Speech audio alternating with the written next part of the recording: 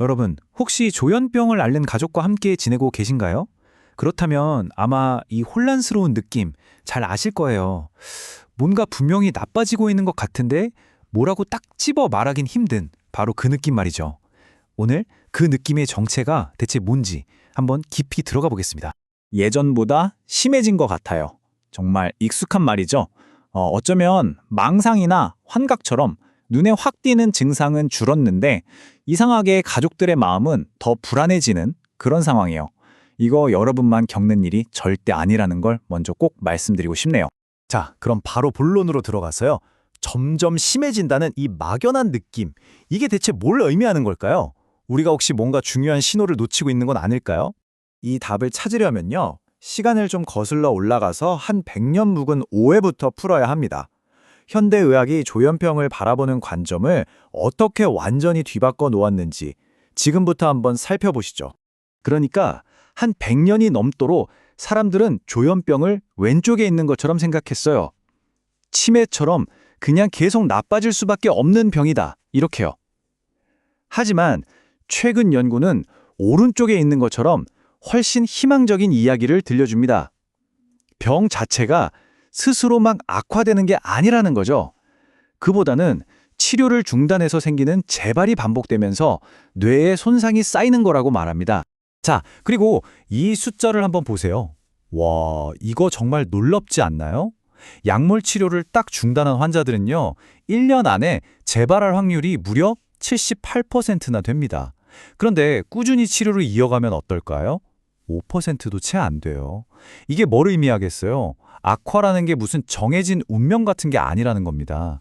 치료를 얼마나 꾸준히 하느냐에 따라서 결과가 이렇게나 달라진다는 정말 강력한 증거죠. 그렇다면 가족들이 느끼는 그 심해진다는 느낌의 정체는 대체 뭘까요?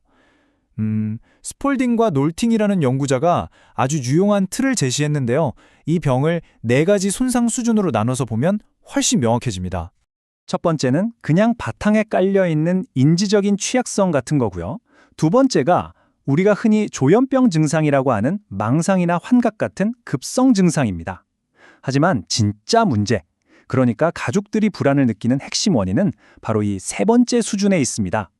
급성 증상은 좀 나아진 것 같은데 이상하게 혼자서는 자기 삶을 전혀 꾸려나가질 못하는 바로 그 상태의 말이에요. 네, 바로 이겁니다. 이게 정말 결정적인 포인트예요. 새로운 망상이 생겨서가 아니라 예전에는 혼자서 잘하던 장보기를 못하게 되고 전화 한 통 거는 것조차 너무 버거워하는 것. 바로 이 삶을 조직하는 힘이 사라지는 게 가족들을 가장 불안하게 만드는 진짜 신호라는 겁니다. 아니, 그러면 이 능력은 도대체 왜 사라지는 걸까요? 그리고 더 중요한 질문은 이거겠죠. 어떻게 하면 이 능력을 다시 되찾도록 우리가 도울 수 있을까? 한번 알아보겠습니다. 수요 접근 매칭이라는 계룡이 있는데요. 이게 이 상황을 아주 명쾌하게 설명해 줍니다. 뭐냐면 우리 뇌는 필요한 상황에 딱 맞는 기술을 제때 착 꺼내 써야 하잖아요. 그런데 조현병의 급성기가 이 시스템을 완전히 엉망으로 헝클어뜨리는 거예요.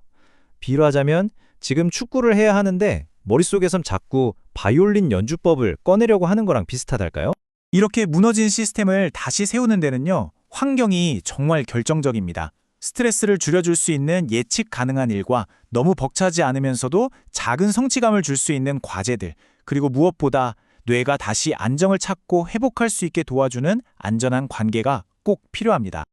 자, 그럼 이제 이 개념들을 바탕으로 우리 가족들이 실제 상황에서 뭘 할 수 있는지 구체적인 행동들로 한번 넘어가 보겠습니다. 우선 약물과 심리사회적 지원, 이 두 가지의 역할을 명확하게 구분해야 해요.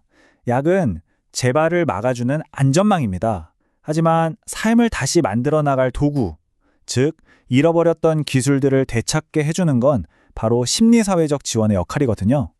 둘 중에 하나만으로는 부족하다는 거죠.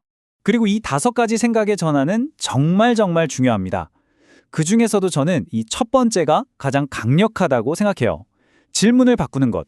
망상이 또 심해졌나? 여기서 스스로 하루를 보낼 힘이 좀 생겼나? 로 초점을 딱 옮기는 순간 우리 가족들은 불안한 관찰자에서 능동적인 조력자로 바뀔 수 있습니다. 그리고 바로 그 작은 변화가 모든 걸 바꿀 수도 있거든요. 언제 행동에 나서야 할지 판단하는 거, 이게 사실 가족 입장에서 제일 어려운 일 중 하나잖아요. 이 표는 바로 그럴 때 쓰시라고 만든 실용적인 도구입니다. 언제 즉시 도움을 청해야 하는지, 언제쯤 전문가와 상담을 잡아야 하는지, 그리고 또 언제는 곁에서 그냥 지켜보면서 지지해줘도 괜찮은지 명확하게 알려줄 겁니다. 그리고 마지막으로 우리의 목표를 다시 한번 정의할 필요가 있어요. 완치가 아니라 회복입니다. 회복이라는 건요, 증상이 하나도 없는 깨끗한 상태가 아니라 증상이 좀 있더라도 그것과 함께 살아갈 힘을 기르고 자신만의 의미 있는 삶을 만들어가는 그 과정, 그 자체를 의미하는 겁니다.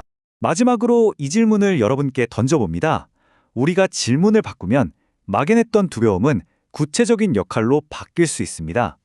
악화에 대한 걱정을 넘어서 재건을 돕는 든든한 파트너가 되는 것. 그것이야말로 오늘 이 분석이 여러분께 전하고자 하는 가장 중요한 메시지입니다.